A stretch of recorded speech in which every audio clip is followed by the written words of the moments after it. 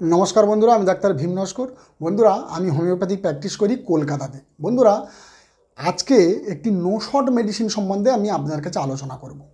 তো বাচ্চা যখন ভূমিষ্ঠ হয় অর্থাৎ মায়ের পেটে থেকে তখন যে জন্মগ্রহণ করে আর এই জন্মানোর পর থেকে 18 বছর বয়স পর্যন্ত তার 16 থেকে 18টা টিকা দেওয়া হয় এবং বড় হয়ে গেলে অর্থাৎ 20 বছরের পরে হয়ে গেলে তাদেরকে আর তেমন আর টিকার কোনো প্রয়োজন হয় না সম্ভবত। এইবারে এখনকার দিনে নতুন নতুন ভাইরাস আবিষ্কার হচ্ছে এবং নতুন নতুন রোগ চলে আসছে, যার জন্য এর হাত থেকে অর্থাৎ ভ্যাকসিন বা টিকার হাত থেকে বড়রাও ছাড় পাচ্ছে না। আপনারা জানেন যে করোনা ভাইরাসের জন্য সারা পৃথিবীতে সমস্ত মানুষেরকে টিকা নিতে হয়েছে, সে ছোট বাচ্চা বড় বুড়ো বৃদ্ধা সকলকে টিকা নেওয়া হয়েছে অর্থাৎ ভ্যাকসিন নিতে হয়েছে। জানি না আগামী দিনে আবার কোনো ভাইরাস আসবে কি না এবং তার জন্য আবার হয়তো আমাদেরকে তৈরি থাকতে হবে নতুন কোনো ভ্যাকসিন নেওয়ার জন্য। তো বলি বাচ্চাদের, কারণ বাচ্চারা সবথেকে বেশি পরিমাণে তাদেরকে ভ্যাকসিন দেওয়া হয় এবং এই ভ্যাকসিন দিলে ভ্যাকসিনের কিছু ব্যাড এফেক্ট দেখা যায়। যেমন ভ্যাকসিন দেওয়ার পরে অনেকে সারা শরীর ফুলে যায়, পাতলা পায়খানা হয়, দমের কষ্ট, সর্দি কাশি চলে আসলো বা জ্বর চলে আসলো, ব্যথা যন্ত্রণা চলে আসলো, এইরকম নানা রকম উপসর্গ চলে আসে। তাই বলে যে আপনারা ভ্যাকসিন নেবেন না তা না, ভ্যাকসিন নেওয়া বাধ্যতামূলক, ভ্যাকসিন নিতেই আপনাদেরকে হবে, এটা একটা সরকারি নিয়ম, এই রুলস ভাঙলে হবে না। তো ভ্যাকসিনের ব্যাড এফেক্টকে দূর করার জন্য হোমিওপ্যাথি মেডিকা দেখবেন বেশ কয়েকটা ওষুধ উল্লেখ করা আছে। আর হোমিওপ্যাথির ডাক্তার পৃথিবীতে যত আছে তারা ভ্যাকসিনের ব্যাড এফেক্টকে দূর করার জন্য বেস্ট 3টি মেডিসিনকে তারা নাম্বার 1-এ স্থান দিয়েছে। সেই 3টি মেডিসিন কী কী? নাম্বার 1 মেডিসিন হলো থুজা, 2 নম্বর মেড্রোইনাম, 3 নম্বর হচ্ছে সাইলিসিয়া। এছাড়াও অ্যান্টিমটাট, বুকে সর্দি জমে গিয়ে দমের কষ্ট হচ্ছে অ্যান্টিমটাট ভালো কাজ করবে, পেটে পাতলা পায়খানা হচ্ছে দেখবেন সেখানে অ্যান্টিম ক্রুড দিচ্ছে ভালো কাজ করে। তো তাহলে কি হলো, থুজা, মেড্রোইনাম, সাইলিসিয়া, অ্যান্টিমটাট, অ্যান্টিম ক্রুড এগুলো খুব ভালো কাজ করে ভ্যাকসিনের ব্যাড এফেক্টকে দূর করার জন্য। কিন্তু আপনি যদি আমার কাছে শোনেন তো আমি বলবো এই সব কটা মেডিসিন যদি একত্রে করা যায় তবুও এই ভ্যাকসিনের নামে সমানে আসবে না। অর্থাৎ ভ্যাকসিনের ব্যাড এফেক্টকে দূর করতে পারে ওদের থেকেও বেটার কাজ করবে এই ভ্যাকসিনই নাম হোমিওপ্যাথিক মেডিসিন। এটা একটি nosode medicine, Hahnemann sycotic medicine. এটা চিকেন পক্সের ভ্যাকসিন থেকে এই মেডিসিনটিকে তৈরি করা হয়েছে। এইবারে বলি যে হোমিওপ্যাথিক্যালি আমরা কোন কোন দিকে ইউজ করতে পারবো। চিকেন পক্সের মতো যেসব রোগ লক্ষণ আমাদের শরীরে যদি চলে আসে, মানে ছোট ছোট লাল লাল ঘামাচির মতো যদি সারা শরীরে চলে আসে, ঠান্ডা লেগে হাই গ্রেড ফিভার চলে এসেছে, সেক্ষেত্রে মেডিসিনটাকে আমরা ইউজ করতে পারি। অর্থাৎ সারা পৃথিবীতে চিকেন পক্স নেই, কোনো দেশেতে চিকেন পক্স নেই, এটা বলা হয়ে গেছে। তো চিকেন পক্স নয়, যদি মানকি পক্স, অর্থাৎ মানকি পক্স এখন খুব হয়, বাচ্চাদের এটা বেশি পরিমাণে দেখা যায় এবং বয়স্কদের একটু কম দেখা যায়, তবুও বয়স্কদের হয়। এবার বাচ্চাদের যখন হয় 1 থেকে 4 সপ্তাহ পর্যন্ত তাদের ভুগতে হয়, অর্থাৎ 1 মাস পর্যন্ত তাদের ভুগতে হয়।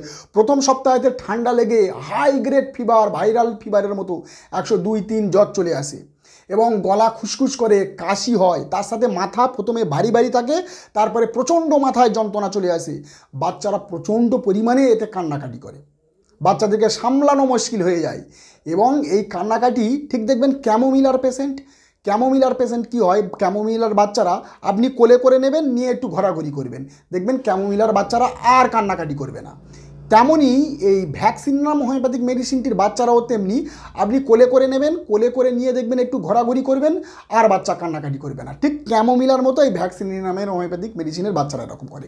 তার সাথে এদের খাওয়া দাওয়াটা একেবারে চলে যাবে, তারা আর কোনো কিছু খেতে পারবে না এবং এইটা যদি 1 সপ্তাহ বা 10 দিন যদি পার হয়ে যায় তাদের গলার গ্ল্যান্ডগুলো ফুলে যাবে, গলার গ্ল্যান্ডগুলো ফুলে গিয়ে যেটাকে লিম্ফাডেনোপ্যাথি বলা হয়, কোনো কিছু খেতে পারবে না। অর্থাৎ গ্ল্যান্ড ফুলে গেলে ব্যথা যন্ত্রণা হবে এবং কোনো কিছু গিলতে পারবে না, একে খেতে পারে না, তার উপরে কোনো কিছু গিলতে পারবে না, তার সাথে শরীরে ব্যথা যন্ত্রণা, অর্থাৎ জয়েন্ট পেইন নয়, মাসকেলে পেইন, জয়েন্টের মানে মাংসপেশিতে একটা ব্যথা যন্ত্রণা প্রচণ্ড পরিমাণে চলে আসবে এবং জ্বরটাও থাকবে, গায়েতে ব্যথা যন্ত্রণা হবে, মাথা ব্যথা যন্ত্রণা হবে, তার সাথে বাচ্চা প্রচণ্ড পরিমাণে কান্নাকাটি করবে এবং খাওয়া দাওয়া একদমই চলে যাবে, তার সাথে বমি বমি ভাব থাকতে পারে বা বমি হতে পারে এবং খাবার দেখলেই তার একটা বমি বমি চলে আসবে, এবারে খাবারের গন্ধ তার সহ্য হবে না বাচ্চাদের।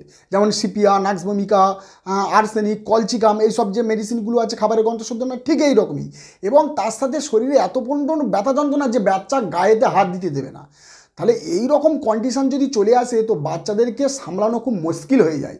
আর ঠিক এই কন্ডিশানে ইমিডিয়েট আমি তো বিশেষত ভ্যাকসিনের নাম হোমিওপ্যাথিক মেডিসিনটি চালু করে দিই, 200 পাওয়ার চালু করে দিই।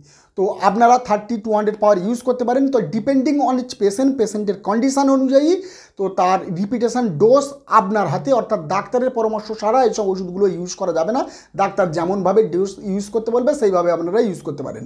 এইবারে বলি নেক্সট কাজ হলো গ্লুকোমা, অর্থাৎ কনজাংটিভাইটিস, অর্থাৎ চোখে লাল হয়ে গেছে, ফুলে গেছে, করকর করছে, জল পড়ছে, পিছুটি পড়ছে, এটাকে গ্লুকোমা বলা হয়। অর্থাৎ গ্লুকোমার জন্য এই মেডিসিনটা খুব ভালো কাজ করে। আমি কয়েকটা পেশেন্টকে দিয়েছি, দেখবেন বৈদিক মেডিকাতে আছে রেড আই, ওয়াটারি আই বলে লেখা আছে। তো গ্লুকোমার আমি অনেক কটা স্টেজ আমি দিয়েছি, ওপেন অ্যাঙ্গেল গ্লুকোমা বা ন্যারো অ্যাঙ্গেল গ্লুকোমা, বা গ্লুকোমার যত রকম সমস্যা আছে সেই সমস্যাতে এই মেডিসিনটি খুব ভালো কাজ করতে দেখা গিয়েছে। তো বন্ধুরা, ভ্যাকসিনিনাম ওষুধটি গ্লুকোমাতে কাজ করে, মানকি পক্সের উপরে কাজ করে এবং ভ্যাকসিনের ব্যাড এফেক্টকে দূর করতে পারে। তো বন্ধুরা, এই পর্যন্ত। দেখা হবে একটি নতুন ভিডিওতে। যারা যারা আমার চ্যানেলে নতুন অবশ্যই চ্যানেলটা সাবস্ক্রাইব করবেন, লাইক করবেন, বেল আইকনটি অবশ্যই প্রেস করবেন, যাতে এই রকম ধরনের ইনফরমেটিভ ভিডিও সবার আগে আপনি আপনাদের মোবাইলে পৌঁছে দিতে পারি। অবশ্যই শেয়ারও করবেন। কোন মেডিসিনের উপরে ভিডিও চাচ্ছেন সেটাও কমেন্টে আপনারা জানাতে ভুলবেন না, অর্থাৎ কমেন্ট করবেন। তো নমস্কার, এই পর্যন্ত, ভালো থাকবেন, নমস্কার।